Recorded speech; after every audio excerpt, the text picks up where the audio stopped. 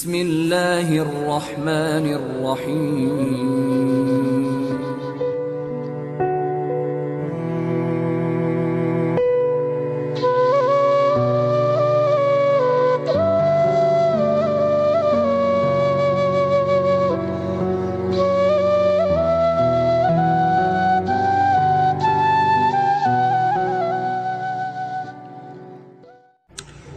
Assalamualaikum warahmatullahi wabarakatuh.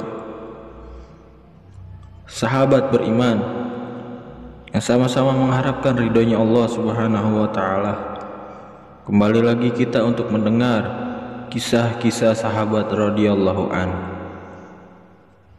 Kisah ketujuh, kisah Ali radhiyallahu an melewati tanah pemakaman.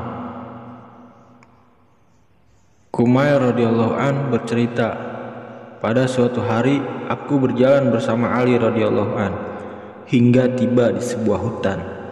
Lalu Ali radhiyallahu an mendekati sebuah kuburan sambil berkata, "Wahai penghuni kubur, wahai penghuni tempat sunyi, wahai yang berbau busuk, wahai yang penuh ketakutan, bagaimanakah kabarmu?"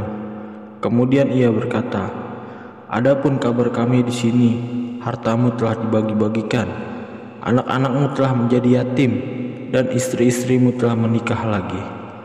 Inilah berita kami, ceritakanlah sedikit tentang kalian." Seraya menoleh kepadaku, ia berkata, "Wahai Kumail, seandainya mereka boleh dan dapat berbicara, mereka akan berkata bahwa sebaik-baik bekal ialah takwa." Setelah berkata demikian, ia menangis. "Wahai Kumail, kubur adalah tempat menyimpan amal, dan kita akan menyadarinya setelah maut menjemput kita. Amal baik atau buruk seseorang akan tersimpan di dalam kubur, bagaikan tersimpan di dalam kotak." Banyak hadis yang menjelaskan bahwa amal baik akan datang berupa seseorang yang tampan. Ia akan menjadi sahabat dan penghibur si mayit.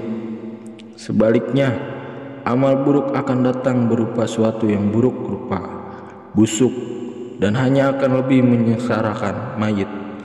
Sebuah hadis menyebutkan 3 hal yang mengiringi manusia sampai ke kuburnya, yaitu hartanya, sebagaimana kebiasaan orang Arab, keluarganya, dan perbuatannya.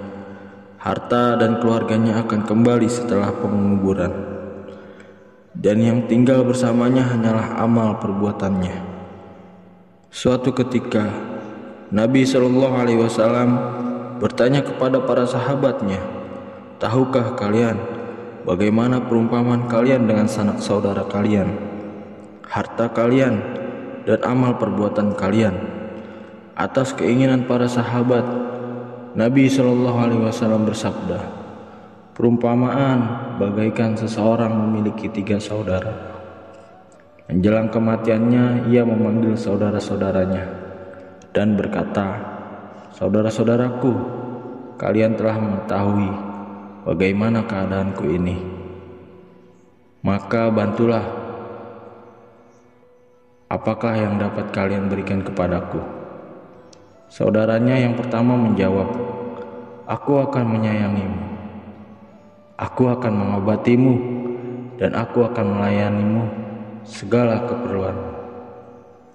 Jika kamu meninggal dunia, aku akan memandikanmu, mengkafanimu, dan menguburkanmu. Lalu aku akan senantiasa mengingat kebaikanmu.'" Sabda Nabi SAW, saudara seperti ini adalah sanak saudara dan keluarganya. Kemudian pertanyaan yang sama diajukan kepada saudaranya yang kedua. Lalu dijawab, "Aku akan bersamamu selama engkau masih hidup. Jika kamu meninggal dunia, aku akan pergi kepada yang lain." Saudaranya ini adalah hartanya. Kemudian ia memanggil saudaranya yang ketiga, dan ia menanyakan hal yang sama. Maka dijawab, "Walaupun di dalam kubur, aku akan bersamamu.